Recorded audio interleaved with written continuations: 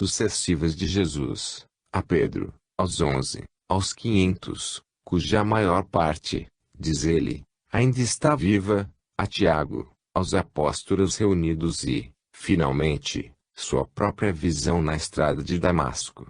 Ora, esses fatos foram comunicados a Paulo pelo próprio Pedro e por Tiago, 3 anos depois da morte de Jesus, logo após sua conversão, por ocasião de sua primeira viagem a Jerusalém. Ele os ouviu, pois, de testemunhas oculares. Afinal, de todas essas visões a mais incontestável não é a menos extraordinária, refiro-me a do próprio Paulo. Em suas epístolas, ele a menciona a todo momento como a fonte de sua fé. Tendo-se em vista o estado psicológico precedente de Paulo e a natureza de sua visão, ela vem de fora e não de dentro. Ela tem um caráter inesperado e fulminante, mudando o âmago de seu ser completamente. Como um batismo de fogo, tempera dos pés à cabeça e o reveste de uma armadura infrangível, fazendo dele, diante do mundo, o cavaleiro invencível de Cristo. Assim, o testemunho de Paulo tem uma dupla força, enquanto ele afirma sua própria visão e corrobora as dos outros. Se duvidarmos da sinceridade de semelhantes afirmações, seria necessário rejeitar em massa todos os testemunhos históricos e renunciar a escrever a história. Acrescente-se que, se não há história crítica sem uma pesagem exata e uma triagem racional de todos os documentos, não há história filosófica se não se concluir a grandeza dos efeitos a partir da grandeza das causas. Pode-se, com Celso, Strauss e Elmi Renan, não atribuir qualquer valor objetivo à ressurreição e considerá-la como um fenômeno de pura alucinação. Mas nesse caso somos forçados a fundamentar a maior revolução religiosa da humanidade sobre uma aberração dos sentidos e sobre uma quimera do espírito. Ora, que ninguém se engane, a fé na ressurreição é a base do cristianismo histórico. Sem esta confirmação da doutrina de Jesus por um fato extraordinário, sua religião nem sequer teria começado. Esse fato operou uma revolução total na alma dos apóstolos. De judaica que era, sua consciência tornou-se cristã. Para eles, o Cristo glorioso está vivo. Ele falou-lhes, o céu abriu-se, e o além entrou no aquém. A aurora da imortalidade tocou sua fronte e incendiou suas almas com um fogo que não pode mais extinguir-se. Acima do reino terrestre de Israel que desaba, eles vislumbraram, em todo o seu esplendor, o reino celeste e universal. Daí, seu elan para a luta, sua alegria no martírio. Da ressurreição de Jesus parte aquele impulso prodigioso, aquela imensa esperança que leva o Evangelho a todos os povos e vai atingir com suas ondas as últimas margens da terra. Para que o cristianismo tivesse sucesso, eram necessárias duas coisas, como o diz Fabre d'Olivetti, que Jesus quisesse morrer e que ele tivesse a força de ressuscitar. Para conceber do fato da ressurreição uma ideia racional, para compreender também o seu alcance religioso e filosófico, é preciso fixar-se apenas no fenômeno das aparições sucessivas e afastar desde o início a absurda ideia da ressurreição do corpo, um dos maiores obstáculos ao dogma cristão que, sobre esse ponto como sobre muitos outros, e absolutamente primário e infantil. A desaparição do corpo de Jesus pode se explicar por causas naturais. E deve-se notar que os corpos de vários grandes adeptos desapareceram sem deixar vestígios e de maneira também totalmente misteriosa, entre outros, o de Moisés, de Pitágoras e de Apolônio de Tiana, sem que jamais se tenha sabido o que aconteceu com eles. Pode ser que os irmãos conhecidos e desconhecidos que velavam por eles tenham destruído pelo fogo os despojos do Mestre, para subtraí-los à profanação dos inimigos. Seja como for, o aspecto científico e a grandeza espiritual da ressurreição só se evidenciam quando compreendidos em seu sentido esotérico. Entre os egípcios como entre os persas da religião masdeísta de Zoroastro, antes como depois de Jesus, e Israel como entre os cristãos dos 2 primeiros séculos, A ressurreição foi compreendida de duas maneiras: uma, material e absurda; outra, espiritual e teosófica. A primeira é a ideia popular finalmente adotada pela Igreja após a repressão do agnosticismo. A segunda é a ideia profunda dos iniciados. No primeiro sentido, a ressurreição significa a volta à vida do corpo material, em uma palavra, a reconstituição do cadáver decomposto ou disperso, como se imaginava que iria acontecer com a volta do Messias ou no dia do juízo final. É inútil mencionar o materialismo grosseiro e absurdo dessa concepção. Para o iniciado, a ressurreição tinha um significado muito diferente, relacionado à doutrina da constituição ternária do homem.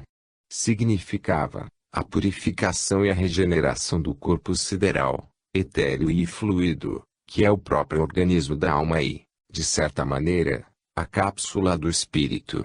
Essa purificação pode ocorrer já nesta vida, pelo trabalho interior da alma e por um certo modo de existência. Mas só se realiza, para a maior parte dos homens, depois da morte, e somente para aqueles que, de uma maneira ou de outra, aspiraram ao justo e ao verdadeiro. No outro mundo a hipocrisia é impossível. Lá as almas aparecem como são na realidade. Manifestam-se fatalmente sob a forma e a cor de sua essência, tenebrosas e medonhas, se são más, radiosas e belas, se são boas. É esta a doutrina exposta por Paulo na Epístola aos Coríntios. Ele declara formalmente: há um corpo animal e há um corpo espiritual.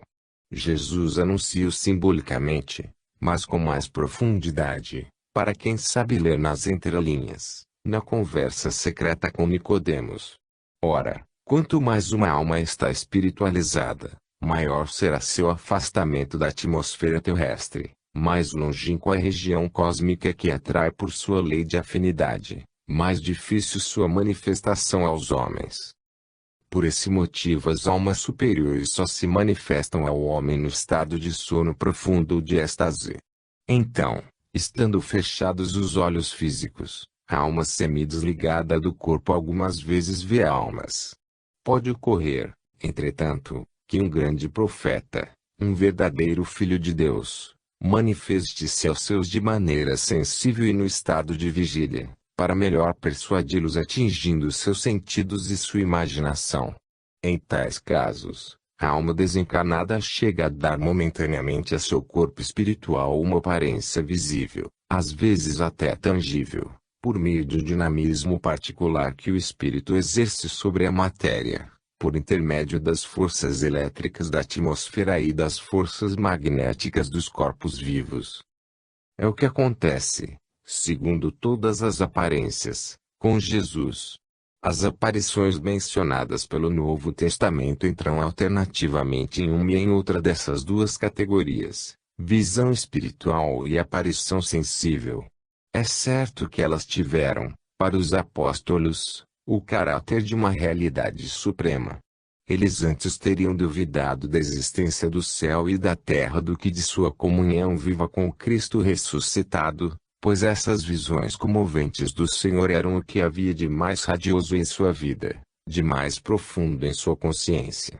Não ao sobrenatural, mas ao desconhecido da natureza, sua continuação oculta no infinito e a fosforescência do invisível nos confins do visível. Em nosso estado corporal presente, nós temos dificuldade para crer e mesmo conceber a realidade do impalpável. No estado espiritual, é a matéria que nos parece real e não existente.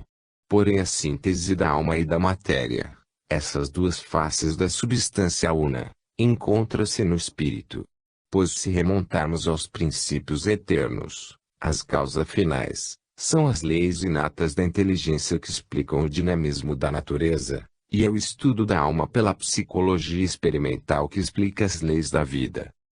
A ressurreição, compreendida no seu sentido esotérico tal como acabei de indicá-lo, era pois ao mesmo tempo a conclusão necessária da vida de Jesus e o prefácio indispensável à evolução histórica do cristianismo.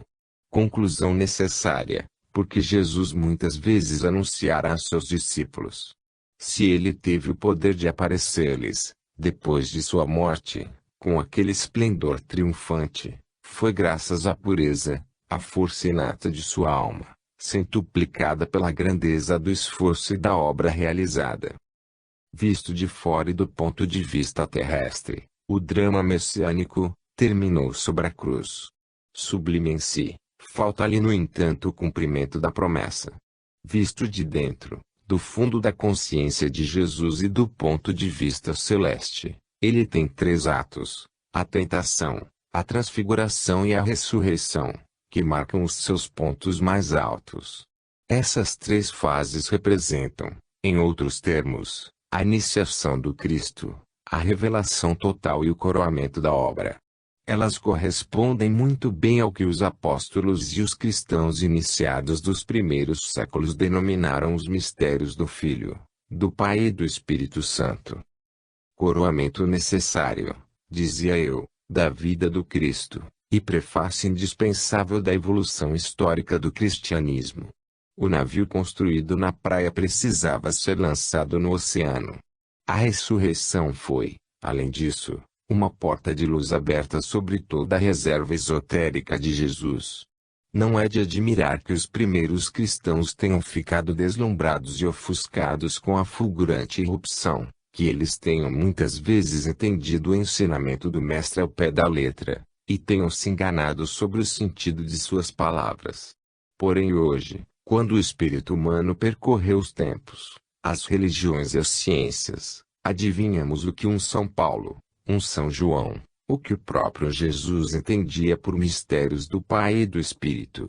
Vemos que eles continham o que a ciência psíquica e a intuição teosófica do Oriente tinham conhecido de mais alto e de mais verdadeiro. Vemos também o novo poder de expansão que o Cristo conferiu à antiga, à eterna verdade, pela grandeza de seu amor, pela energia de sua vontade. Percebemos, enfim, o lado ao mesmo tempo metafísico e prático do cristianismo, que lhe transmite poder e vitalidade. Os velhos teósofos da Ásia conheceram as verdades transcendentes. Os brahmanes chegaram a encontrar a chave das existências anteriores e futuras, formulando a lei orgânica da reencarnação e da alternância das existências. Mas, à força de mergulhar no além e na contemplação da eternidade, esqueceram-se da realização terrestre, a vida individual e social. A Grécia, primitivamente iniciada nas mesmas verdades, sob formas veladas e mais antropomórficas, ligou-se, por seu gênio próprio, à vida natural e terrestre. Isto permitiu-lhe revelar, por exemplo, as leis imortais do belo e formular os princípios das ciências de observação. Mas, desse ponto de vista, sua concepção do além se estreita e obscurece gradualmente. Jesus, por sua amplidão e universalidade, abrange os dois lados da vida. Na oração dominical que resume seu ensinamento ele diz, que teu reino venha sobre a terra como no céu. Ora, o reino do divino sobre a terra significa a execução da lei moral e social em toda a sua riqueza, em todo o esplendor do belo, do bem e da verdade. Assim a magia de sua doutrina, seu poder de desenvolvimento, praticamente ilimitado, residem na unidade de sua moral e de sua metafísica, em sua fé ardente na vida eterna, e em sua necessidade de iniciá-la aqui na terra pela ação e pela caridade ativa.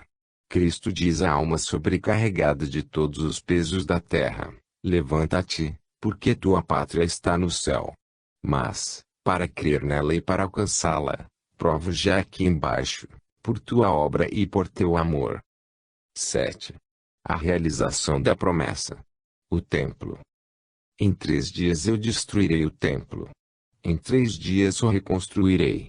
Assim falou a seus discípulos o Filho de Maria, o esseno consagrado Filho do Homem, isto é, o herdeiro espiritual do Verbo de Moisés, de Hermes e de todos os antigos filhos de Deus.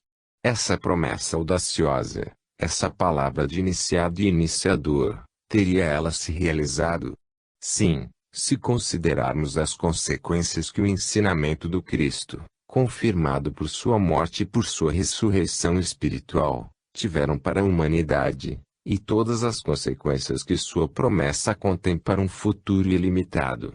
Seu verbo e seu sacrifício lançaram os fundamentos de um templo invisível, mais sólido e mais indestrutível do que todos os templos de pedra. Mas ele só continua e se completa na medida em que cada homem e todos os séculos nele trabalhem. Que templo será esse? O templo da humanidade regenerada. É um templo moral, social e espiritual. O templo moral é a regeneração da alma humana, a transformação dos indivíduos pelo ideal humano, ofertado como exemplo à humanidade na pessoa de Jesus. A harmonia maravilhosa e a plenitude de suas virtudes tornam difícil sua definição. Razão equilibrada, intuição mística, simpatia humana, potência do verbo e da ação, sensibilidade até a dor, amor transbordando até o sacrifício, coragem até a morte. Nada faltou nele. Havia bastante de alma em cada gota de seu sangue para fazer um herói, mas com que doçura divina! A união profunda do heroísmo e do amor, da vontade e da inteligência, do eterno masculino com o eterno feminino, fazem dele a flor do ideal humano. Toda a sua moral, que tem por última palavra o amor fraternal sem limite e a aliança humana universal, decorre naturalmente daquela grande personalidade. O trabalho dos 18 séculos decorridos desde sua morte teve como resultado fazer esse ideal penetrar na consciência de todos. Pois praticamente não existe homem algum no mundo civilizado que não tenha dele uma noção mais ou menos clara. Pode-se então afirmar que o templo moral almejado por Cristo está, não acabado, mas fundado sobre bases indestrutíveis da humanidade atual. Já não se dá o mesmo com o templo social. Este supõe o estabelecimento do reino de Deus ou da lei da providência nas instituições orgânicas da humanidade. Todo ele ainda está para ser construído, pois a humanidade vive ainda em estado de guerra, sob o domínio da lei da força e do destino. A lei do Cristo que reina na consciência moral ainda não se estendeu às instituições. Só toquei incidentalmente nas questões de organização social e política, neste livro unicamente destinado a esclarecer o cerne da questão filosófica e religiosa mediante algumas das essenciais verdades esotéricas e através da vida dos grandes iniciados. Também não me ocuparei dela nesta conclusão. Ela é muito vasta e complexa e escapa demasiado à minha competência para que eu ao menos tente defini-la em algumas linhas. Direi apenas isto. A guerra social existe em princípio em todos os países europeus, pois não há princípios econômicos, sociais e religiosos admitidos igualmente por todas as classes da sociedade.